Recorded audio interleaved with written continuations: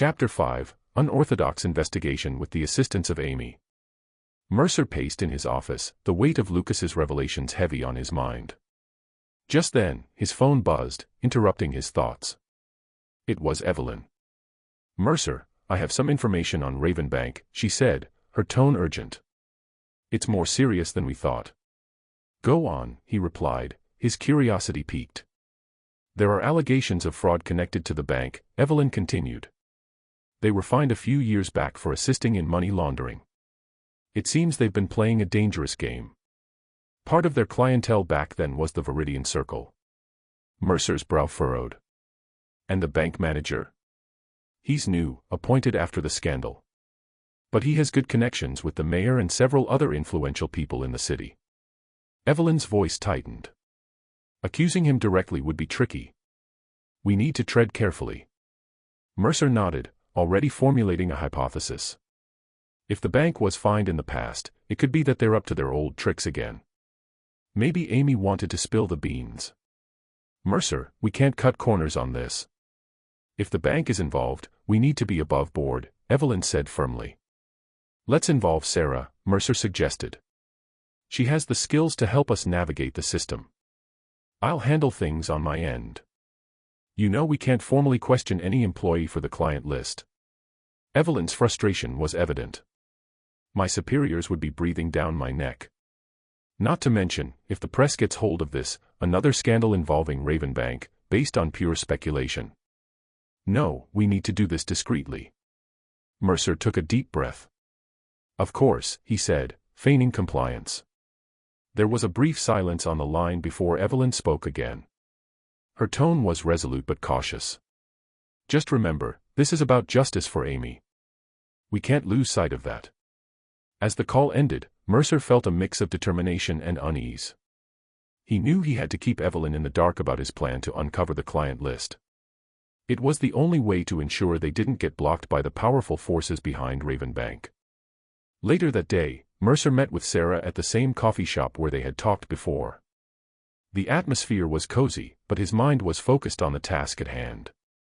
"Thanks for meeting with me on such short notice, Sarah," Mercer said, as they sat down. "Can I get you something?"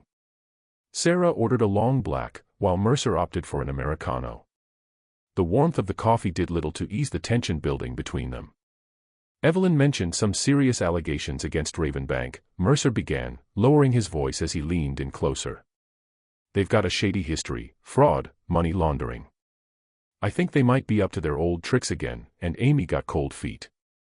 Part of their clientele back then was a group known as the Veridian Circle. Though apparently the circle only got mentioned, no further actions were taken. Sarah's eyes narrowed. "Amy would never be involved in something so disgusting," she said, though her voice wavered slightly. Mercer saw her hands tighten around her cup. The uncertainty was there, even if she didn't want to admit it. He pressed on. "You told me there was something off with Amy in the last few months. This could be our way to find her killer and bring him to justice. But to do that, we need to understand what she might have known. Can you help me find out who their clients are?" Sarah hesitated, her expression torn. "I could get into serious trouble for this, Mercer. If anyone finds out I'm involved." "I know," Mercer said gently. "But if this circle is involved, we need to be smart. We need information. Can you get information about her clients at the bank?" Sarah sighed deeply, clearly weighing the risks. Conflicting thoughts of loyalty to Amy and the potential danger of getting involved raced through her mind. After a long pause, she met his gaze, determination setting in. "All right. I'll help, but we need a solid plan. No mistakes, Mercer." Mercer nodded. "We'll be careful. No one else will know." Back at his office later that evening, Mercer sat across from Evelynn. The tension between them was palpable as they discussed the way forward. "Where have you been this afternoon?" Evelynn's question cut through the silence, her eyes sharp. Mercer hesitated, not wanting to admit he'd met with Sarah, kept his voice steady. "Just doing some research. If the Veridian Circle is involved, we're not just dealing with a bank anymore. This could tie back to my father's disappearance." Evelynn paused, her expression shifting to one of skepticism. "Mercer, I know this is personal for you, but the Veridian Circle. They've never been formally charged with anything. All we have are whispers and rumors. We need to stay focused on the evidence, not your past. A surge of frustration welled up inside Mercer. His gut screamed at him that this wasn't just about Amy's murder, this was the closest he'd come to answers about his father in years. But Evelynn's logic, steady and grounded, pressed against the edges of his emotions. He wanted to push, to argue, but something held him back. He rubbed a hand over his face, trying to suppress the rising tension. So, what? You don't think they're capable of this? Evelynn's tone softened, but her words remained measured. Oh, I'm sure they're capable. But there's a difference between suspicion and proof. They've managed to stay out of the spotlight for a reason, no convictions, no solid evidence. Don't let your emotions cloud your judgment, Mercer. Her words stung. Mercer clenched his jaw, feeling the storm of conflict within him churn. How could he stay detached when everything in him screamed that this was connected to his father's disappearance? Yet, he knew Evelynn was right. He couldn't afford to chase ghosts. You're right, he said, though his voice wavered. The words felt empty, forced. We need to stick to the facts.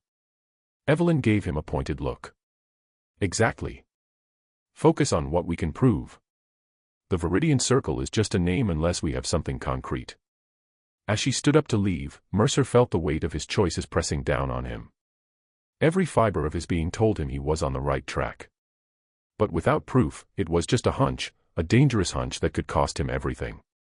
As she left the office, Mercer remained at his desk, the silence amplifying his inner conflict. He knew he couldn't let it go. But was he willing to risk it all chasing a shadow?